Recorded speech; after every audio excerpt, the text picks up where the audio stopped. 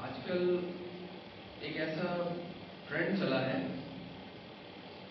सबके सब birthday celebrate करना उन्होंने शुरू कर दिया है। जिस भी छोटे बच्चे का जन्मदिन होता है वो अपने सारे फ्रेंड्स को इनवाइट करता है। सारे फ्रेंड्स उस खुशी खुशी में उसके लिए एक प्रेजेंट खरीदते हैं, फिर सब उसके घर पर आते हैं और उसको वो प्रेजेंट देते हैं और फिर सब मिलकर केक काटते हैं। और थोड़े समय बाद केक खाकर, खाना खाकर हम क्या देखते हैं, सारे के सारे बच्चे कहाँ पर हैं?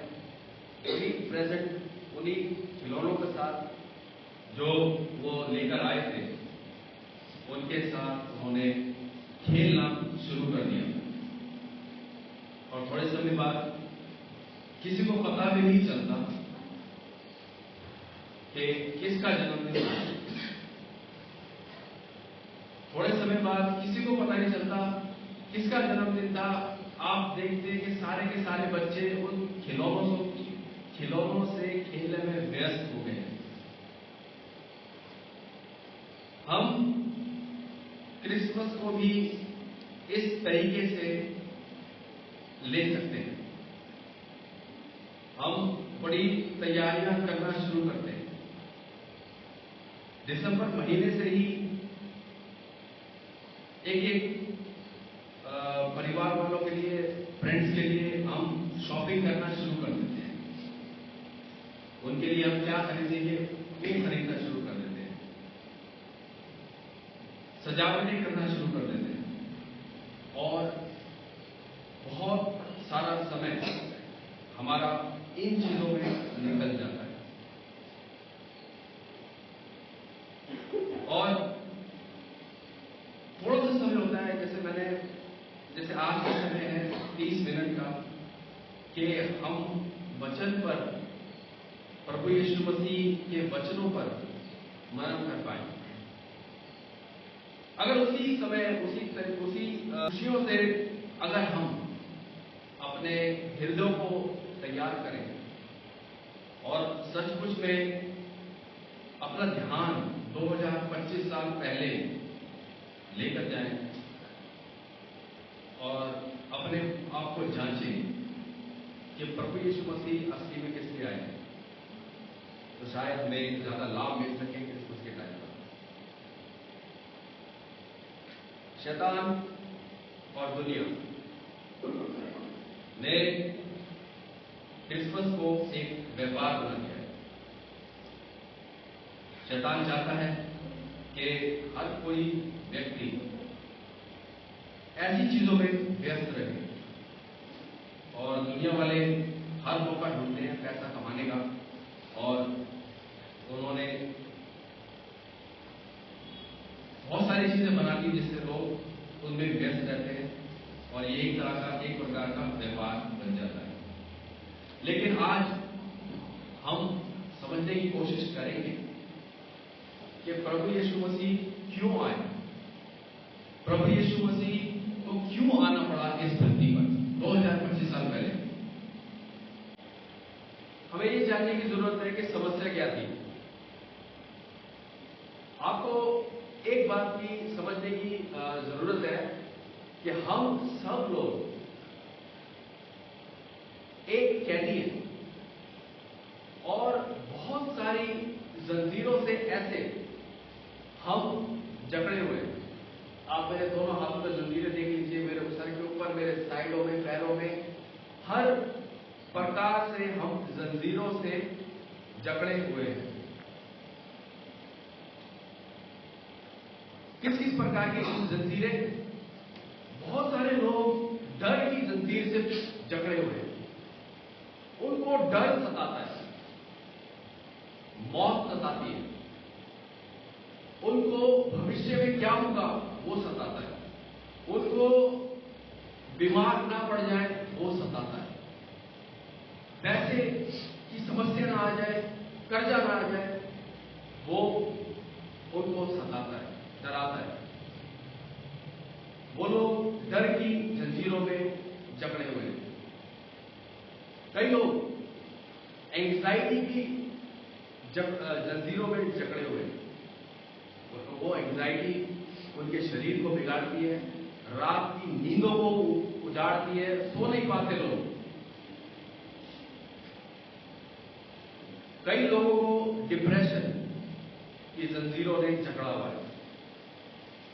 डिप्रेशन एक ऐसी चीज है जो आपके जीवन से जो एक खुशी होती है, एक जो उजियाला होता है जीवन का जीने का, जो हम बचपन में जो महसूस करते हैं, वो पूरा बिगाड़ देती है, पूरा अंधकार आपके जीवन में ले आएगी डिप्रेशन, और आपका जीना बिल्कुल मुश्किल कर देता है डिप्रेशन। आपको ऐसा लगता है कुछ नहीं रहा जीवन में। कई लोग सोचते हैं बस मैं मर ही जाऊं। बहुत सारे लोगों को डिप्रेशन की जंजीरों ने जकड़ा हुआ है। बहुत सारे लोगों को लत की जंजीरों ने पकड़ा हुआ है, शराब की लत, पोर्नोग्राफी, जो आजकल सबसे ज्यादा काम कर रही है लोगों के जीवन में। 80-90% लोग इस पोर्नोग्राफी की लत में जकड़े हुए हैं। उस जंजीरों ने उनको पकड़ा हुआ है, और चाहे वो कुछ भी कर ले, लेकिन उन जंजीरों से वो नहीं निकल पाते।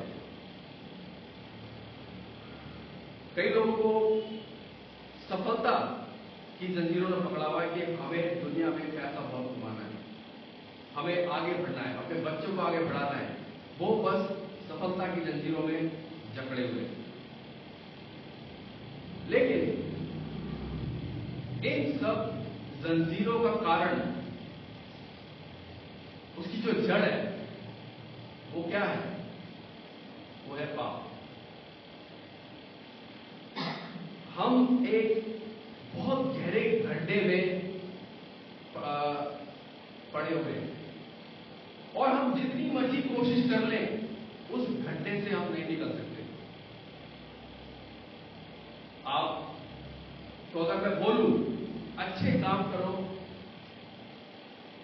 तो आप इस गड्ढे से निकल जाओगे, तो मेरा ये बोलना कि अच्छे काम करो इस गड्ढे से निकल जाओगे, उसका ये मतलब होगा कि मैं आपको कह रहा हूं ये लो फाफड़ा, और थोड़ा और खोदो, शायद निकल जाओगे। लेकिन वो अच्छे काम हमें और उस गड्ढे में अंदर घुसाता है। हम बोलेंगे थोड़ा ट्राई करो, हिम्मत लगाओ, मेहनत करो, कुछ भी कर लें, लेकिन उस गड्ढे से हम नहीं निकल सकते। उस गड्ढे से निकालने के लिए ही प्रभु यीशु मसीह 2025 साल पहले उन्होंने इस धरती पर जन्म लिया। 2025 साल पहले आपको सबको मालूम होगा, एक तारा चमका बैतलहम में, एक आशा चमकी बैतलहम में। जो लोग जंजीरों में जकड़े हुए थे, उनके लिए एक आशा का तारा चमका, और सृष्टि का रचने वाला स्वयं परमेश्वर मनुष्य का रूप धारण कर एक चरनी में उन्होंने जन्म लिया, और वही थे जो हमें उस गड्ढे से निकालने के लिए इस धरती पर आए। मेरे साथ आप सब निकालिए मरकुस 2 अध्याय, मरकुस की 2 अध्याय, उसका 1 से लेकर 10 वचन तक, 1 से लेकर 10 वचन तक हम एक पैरालाइज्ड इंसान के बारे में पढ़ेंगे, उसके जीवन में कैसे आशा है। एक मरकुस 2 अध्याय 1 से लेकर 10 वचन तक। कई दिन के बाद वह फिर कफरनहूम में आया और सुना गया कि वह घर में है। फिर इतने लोग इकट्ठा हुए कि द्वार के पास भी जगह नहीं थी, और वह उन्हें वचन सुना रहा था। और लोग एक लकड़ी की रोटी को 4 मनुष्य से उठवा कर उसके पास ले आए, परंतु जब वे भीड़ के कारण उसके निकट न पहुंच सके, तो उन्होंने उस जिसके नीचे वह था खोल दिया, और और जब वे उसे उधेड़ चुके तो उस खाट को जिस पर लकवे का रोगी पड़ा था लटका दिया। यीशु ने उनका विश्वास देखकर उस लकवे के रोगी से कहा, हे पुत्र, तेरे पास क्षमा हुआ। तब कई शास्त्री जो वहां बैठे थे अपने अपने मन में विचार करने लगे, यह मनुष्य क्यों ऐसा कहता है? यह तो परमेश्वर की निंदा करता है। परमेश्वर को छोड़ और कौन पाप क्षमा कर सकता है? यीशु ने तुरंत अपनी आत्मा में जान लिया कि वे अपने अपने मन में ऐसा विचार कर रहे हैं और उनसे कहा, तुम अपने अपने मन में यह विचार क्यों कर रहे हो? सहज क्या है? क्या लकवे के रोगी से यह कहना कि तेरे पाप क्षमा हुए, या यह कहना कि उठ अपनी खाट उठाकर चल फिर? परंतु जिससे तुम जान लो कि मनुष्य के पुत्र को पृथ्वी पर पाप क्षमा करने के भी अधिकार है, उसने उस लकवे के रोगी से कहा, मैं तुझसे कहता हूँ, उठ अपनी खाट उठाकर अपने घर चला जा। वह उठा और तुरंत खाट उठाकर सबके सामने से निकलकर चला गया। इस पर सब चकित हुए और परमेश्वर की बड़ाई करके कहने लगे, हमने ऐसा कभी नहीं देखा। ऐसा हमने कभी नहीं देखा। प्रभु यीशु मसीह इतने बड़े बड़े चमत्कार कर रहे थे उस समय, इतने बड़े बड़े आश्चर्य क्रम काम कर रहे थे उस समय, किसी ने उन कामों को नहीं देखा। और ऐसी ऐसी शिक्षा को वो दे रहे थे जिन्होंने कभी जिंदगी में उस शिक्षा को नहीं सुना। और उनके पीछे एक बहुत बड़ी भीड़ चलती थी, और वही इतनी बड़ी भीड़ इकट्ठा होकर जहां पर इस घर में प्रभु यीशु मसीह है, वहां पर ये सारी की सारी भीड़ इकट्ठी हो गई उनका प्रचार सुनने के लिए। तो कुछ 4 दोस्त थे, जिनका एक दोस्त था जो पैरालाइज था। उन्होंने ये सोचा, प्रभु यीशु मसीह इतने बड़े चमत्कार करने वाले व्यक्ति यहां पर आए हैं, जरूर हमें अपने इस पैरालाइज दोस्त को उसके पास लेकर जाना चाहिए। तो उन्होंने उसको एक खाट पर बिठाकर बहुत दूर तक पैदल चलकर उस जगह पर लेकर आए। और जब वो वहां पहुंचे तो उन्होंने देखा कि यहां तो पैर रखने की जगह भी नहीं है, लेकिन उन्होंने ठाना हुआ था कि ये इसको प्रभु यीशु मसीह के पास जरूर लेकर जाएंगे। तो उन्होंने साइड में से, उस जमाने में साइड में सीढ़ियां बनी होती थी, उस पर से चढ़कर उसको घाट पर ले जाकर छत पर गए, और वहां से उन्होंने उस छत को खोला और अपने दोस्त को छत से नीचे रस्सी पे उसको लटकाया। और आप इस बात को महसूस कर सकते होंगे कि कैसे ये जो लकवा व्यक्ति है, ये भी बहुत सारी जंजीरों से जकड़ा हुआ है। इसको भी पैरालाइज की जंजीर से जकड़ा हुआ है।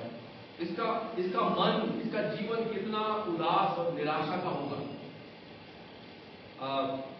और इसके जो दोस्त थे, उन्होंने ठान लिया था कि ये प्रभु यीशु मसीह के पास इसको लेकर जाएंगे, और उन्होंने उसको नीचे किया छत के ऊपर से। और 5 वचन में क्या देखते हैं?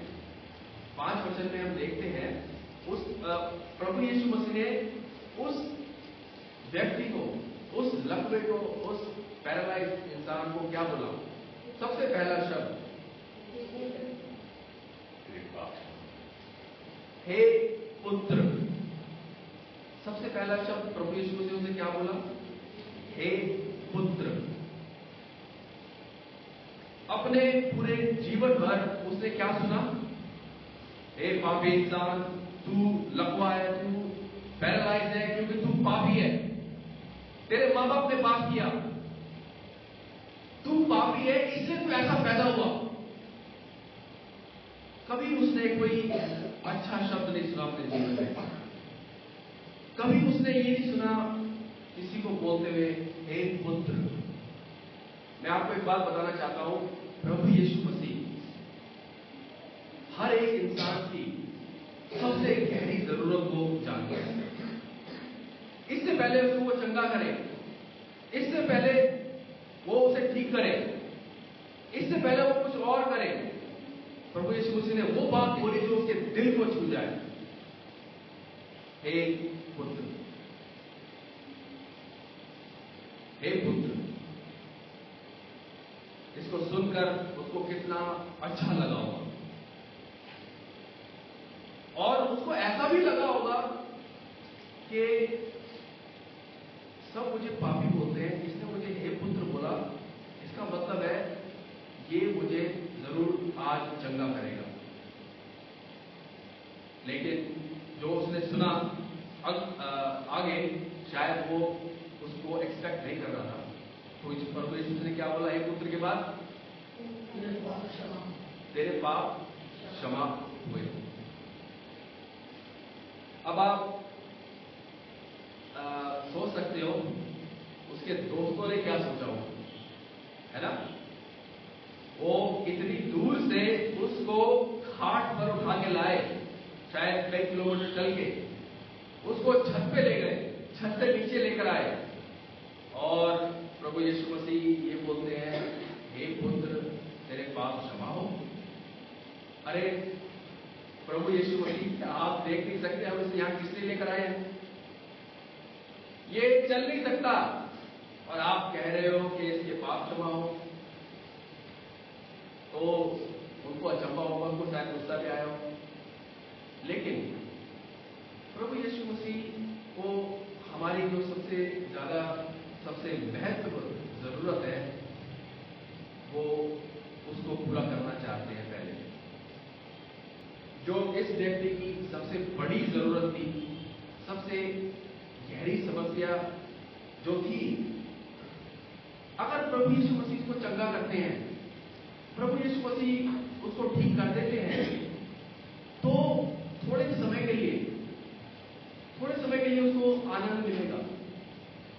अगर प्रभु यीशु मसीह उसको ठीक कर देते हैं, थोड़े 60-70 साल तक को हम जीते हैं, 80 साल तक, तो उसको अच्छा लगेगा।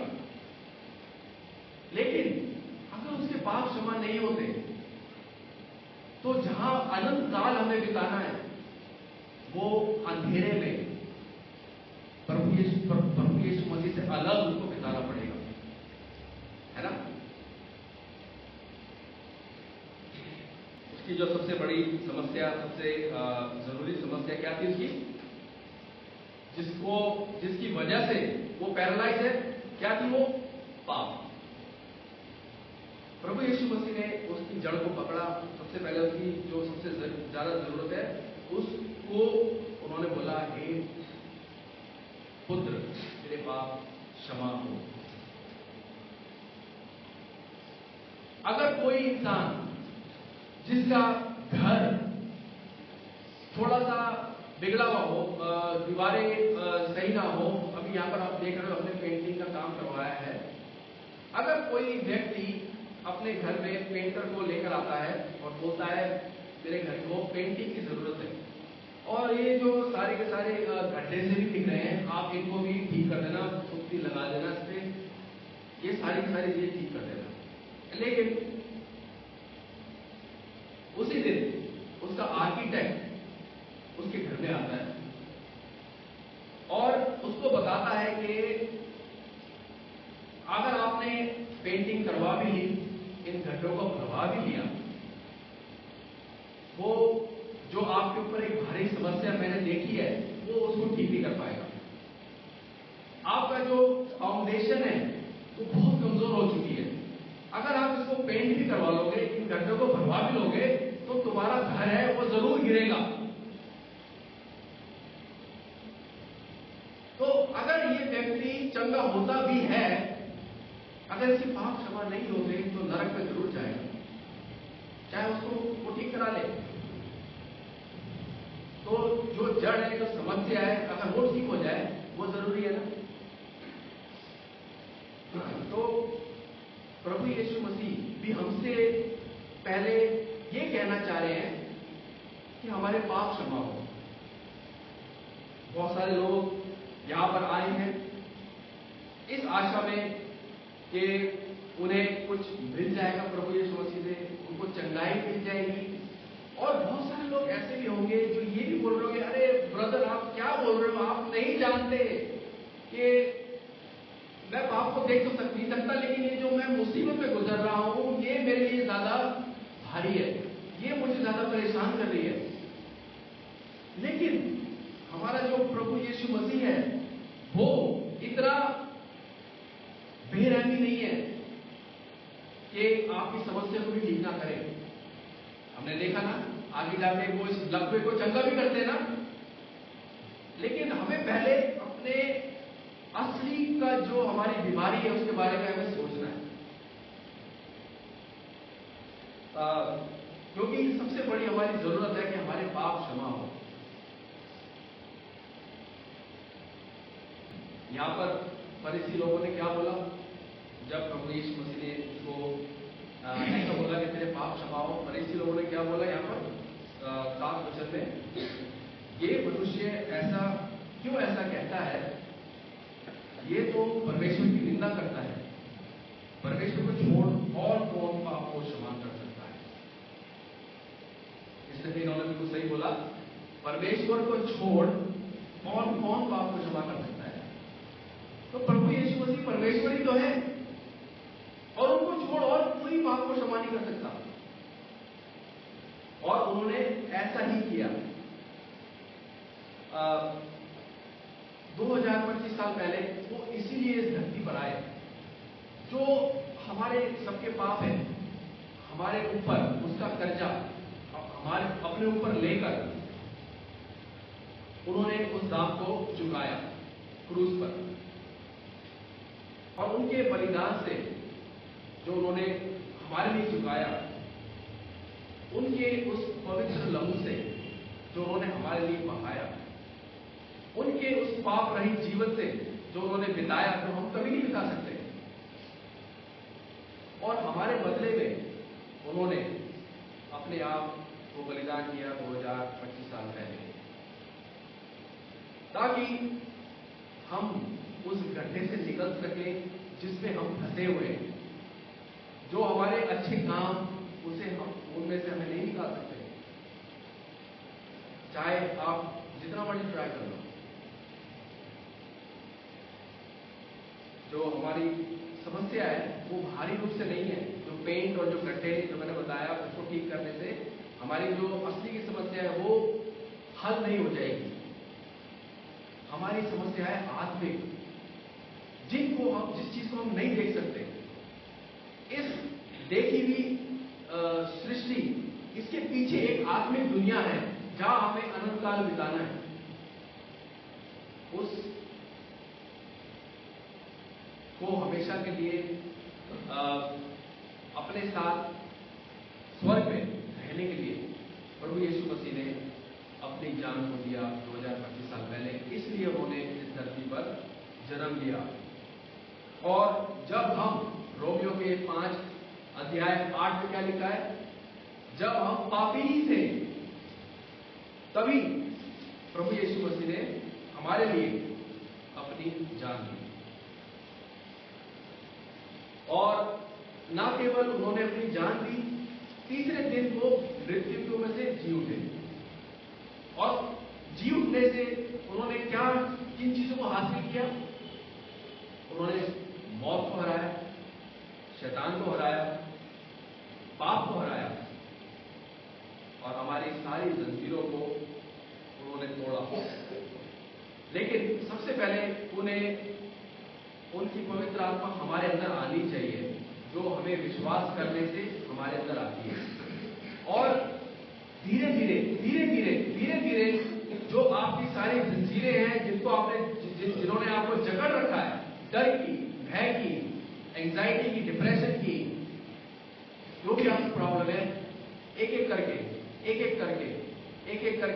करके वो सब तोड़ते जाएंगे,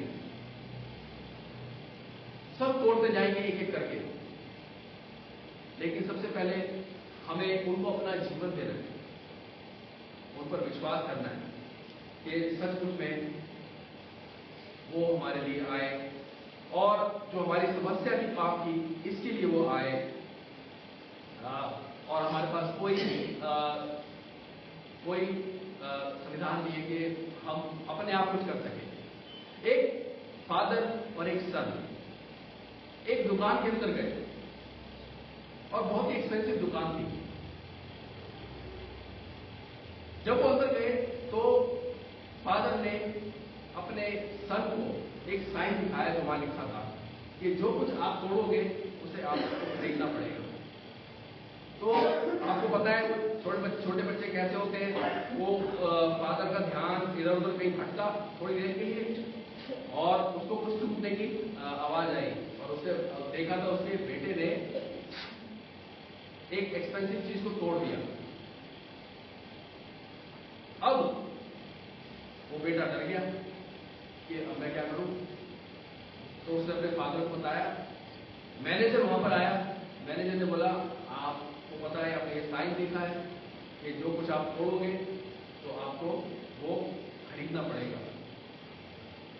अब क्या वो छोटा सा नन्हा सा 4 साल का बच्चा उसका दाम चुका सकता है? नहीं चुका सकता उसका दाम, उसके पिता को चुकाना है ना। हमने अपने आप को नहीं बनाया, परमेश्वर ने एक परफेक्ट दुनिया को बनाया था, सिद्ध दुनिया को बनाया था, जो पाप के कारण बिगड़ चुकी है। और सिर्फ वही है हमारे पिता जो हमारा दाम चुका सकते हैं। इसीलिए उन्होंने मनुष्य का रूप धारण करके प्रभु यीशु मसीह के रूप में आकर 2025 साल पहले उस दाम को चुकाया। और हम तो कोई दाम नहीं चुकाना, हमको कोई परिश्रम नहीं करना, हमको कोई रूल्स और रेगुलेशन, कोई व्यवस्था, किसी चीज में हमें पढ़ने की जरूरत नहीं है। किसी कामों में सिर्फ हमें अपने पिता पर विश्वास करना है, और हमारे सारे पाप क्षमा होते हैं। हमारे ऊपर जो इन जंजीरों का बोझ होता है, जो जीवन का बोझ होता है, वो उठ जाता है, और हम बिल्कुल हल्के हो जाते हैं, और हमें अनंत काल का नया जीवन मिल जाता है।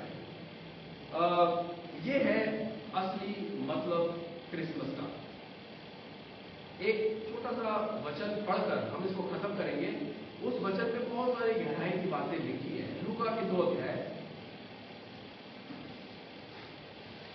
लूका की 2 अध्याय 10 और 11 वचन।